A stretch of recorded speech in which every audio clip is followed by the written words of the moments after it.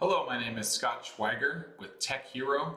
We are a technology consulting firm with offices in Seattle and Nashville, and we help clients all across the country, both remotely and on-site, with their technology needs, whether they're a small business, working from home, you name it, we can log in, help out, or come out on site and fix your technology issues. And one question we get really commonly from our clients is my Wi-Fi fast enough? Is it reducing the speed from the modem to my computer if I'm on Wi-Fi? So I wanted to delve in right now and give everyone a little bit of further insight into Wi-Fi, the background of how it works, and also just what you have and if you need to upgrade, and if what you have is appropriate for your needs. The physics of Wi-Fi it's very similar to kind of a cordless telephone, if you remember from back in the late 90s, early 2000s. It's a radio wave, and depending on the kind of Wi-Fi you get, that wave may be stronger or weaker, or it may carry more data or less data. And I want to delve into a little bit because the technology is rapidly changing, even just this last couple of months. And so I just wanted to explain a little bit about the physics of Wi-Fi and what's currently on the market. As I said before, it's a radio wave. So if you think about it in terms of music, I'm a musician myself, love music. So if you think about a bass note, that note is very long, and it will carry from the amplifier all the way across the room, all the way across a field. And if you listen to your neighbors driving by late at night with subwoofers, you know just as well as anyone else, the bass notes travel the furthest. So when we get into the physics of Wi-Fi, you can start to think of it in terms of those low notes and those high notes. And just in terms of a wave, you can think about the wave going high and low and then arcing across distance. So that modulation is a little bit of what we're talking about here.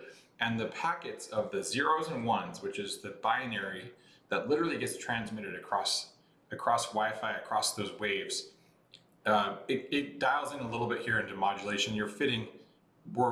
As technology develops, we're trying to fit more and more and more zeros and ones into each wave.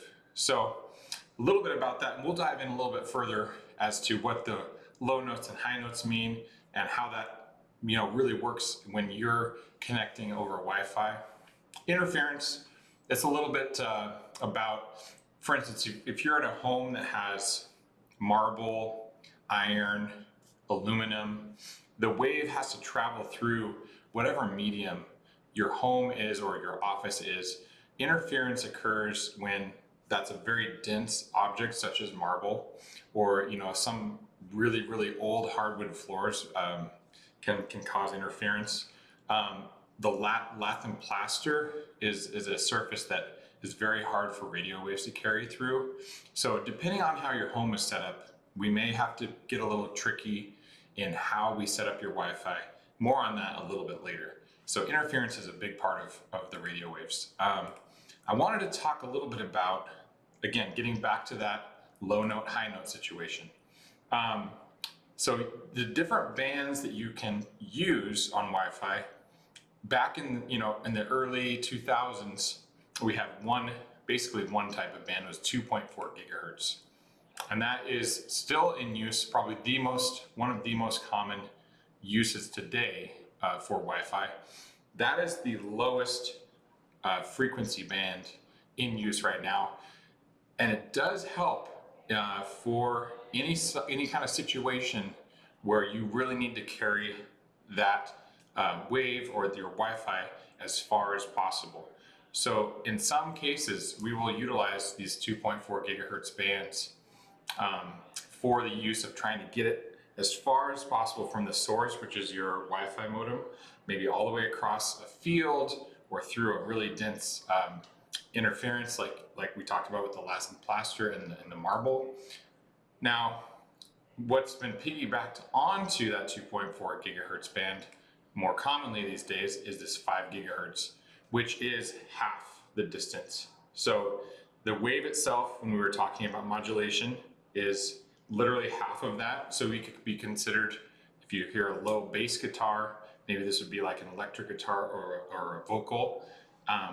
Now that 5 gigahertz wave, it is modulating twice as fast, and it carries less far because it has less power in the waveform itself. So the 5 gigahertz can carry more data, but it does not travel as far. Now, the way we worked around this in modern technology is we have what's called dual band routers. Those routers carry both the 2.4 and the 5 gigahertz bands.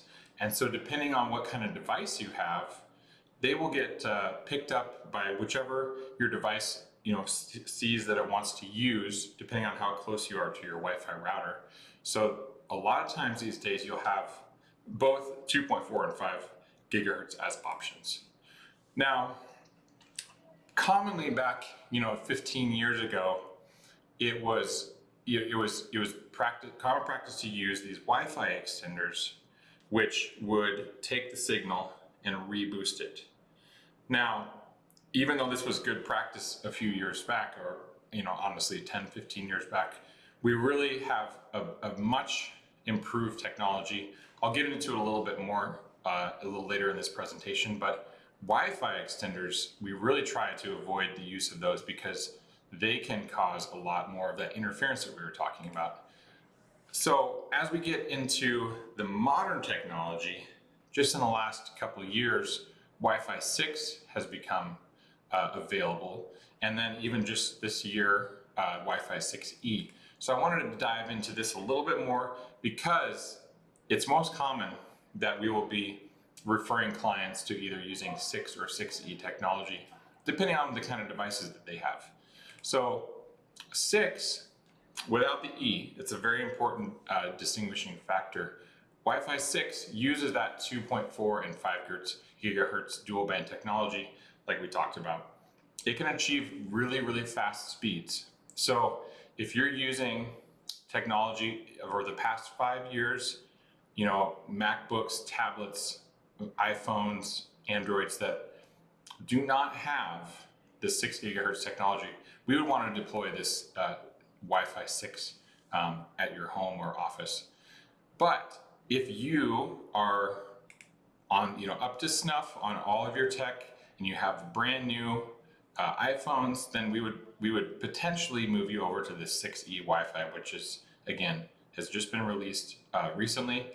The issue here, though, is it doesn't have those older bands, so you may have difficulty connecting on new devices. So that's something to keep in mind. That's how you can, come to us. We can consult with you to check out what you have. In a lot of instances, Wi-Fi 6 will be perfectly acceptable for your office. But if you're wanting to get up to, current speeds, or if you have a fiber connection and want to make sure to pass that throughput along to your end users, we may want to consider a 6E setup.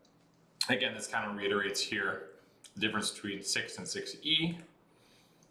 Then there's benefits here, obviously. Wi-Fi 6, great for devices that have been around for 4 or 5, 6 plus years. And 6 was good for the older devices. 6E would be great for anything brand new. Now,